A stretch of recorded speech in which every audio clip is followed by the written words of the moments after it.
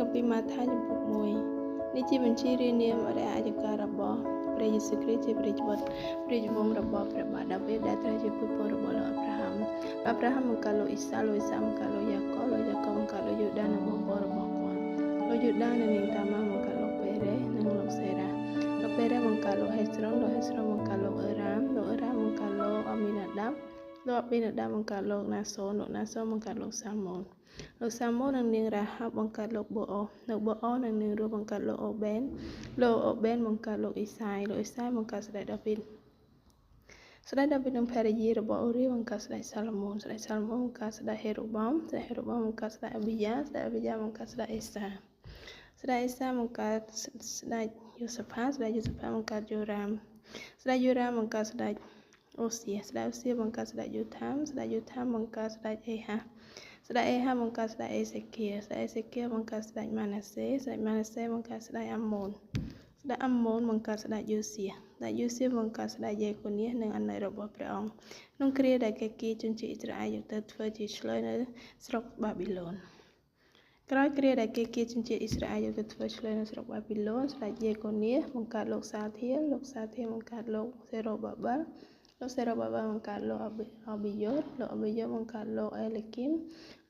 បង្កើតលោកអេសូបង្កើតលោកសាដុងបង្កើតលោកអេគីមបង្កើតលោកអលីយ៉ូបង្កើតលោកអេសាឡាបង្កើតលោកម៉ាថាបង្កើតលោកយ៉ាកបបង្កើតលោកយូសេបជាស្វាមីរបស់នាងម៉ារីដែលបង្កើតព្រះយេស៊ូវហៅថាព្រះគ្រីស្ទដូច្នេះចាប់ពីលោកអាប់រ៉ាហាំមកទល់ស្ដេចដាវីតមាន14ដំណរចាប់ពីស្ដេចដាវីតមកទល់នឹងគ្រាដែលគេគីជនជាតិអ៊ីស្រាអែលយកទៅធ្វើជាឆ្លើយនៅស្រុកបាប៊ីឡូនមាន14ដំណរហើយចាប់ពីគ្រាដែលគេគីអ៊ីស្រាអែលយកទៅធ្វើជាឆ្លើយនៅស្រុកបាប៊ីឡូនមកទល់ព្រះគ្រីស្ទក៏មាន14ដំណរដែរនេះជាដំណើររឿងអំពីកំណើតរបស់ព្រះយេស៊ូវគ្រីស្ទនាងម៉ារីមេដារបស់ព្រះអង្គត្រូវជាគ្រូដណ្ដឹងរបស់លោកយូសែបមុនអ្នកទាំងពីររួមរស់ជាមួយគ្នានាងម៉ារីមានផ្ទៃពោះដែលសារព្រះវិញ្ញាណដ៏វិសុទ្ធរួចទៅហើយលោកយូសែបស្វាមីរបស់នាងជាមនុស្សសុចរិតលោកមិនចង់បាក់មុខនាងឡើយគឺលោកសម្រេចចិត្តនឹងផ្ដាច់ពាក្យដ៏ស្ងាត់វិញ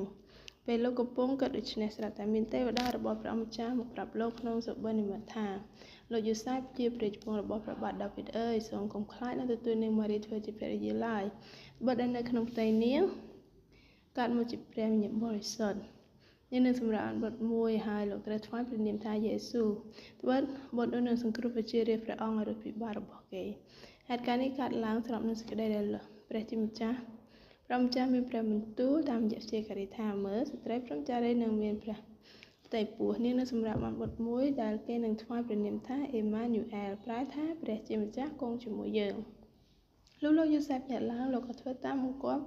ទេវតារបស់ព្រះអម្ចាស់គឺលោកទទួលនាងម៉ារីមកធ្វើជាភរិយាប៉ុន្តែលោកពុំបានរួមប្រវេណីជាមួយនាងរហូតដល់នាងសម្រាលបានបុត្រដែលលោកថ្វាយព្រះនាមថាយេស៊ូវអាមែន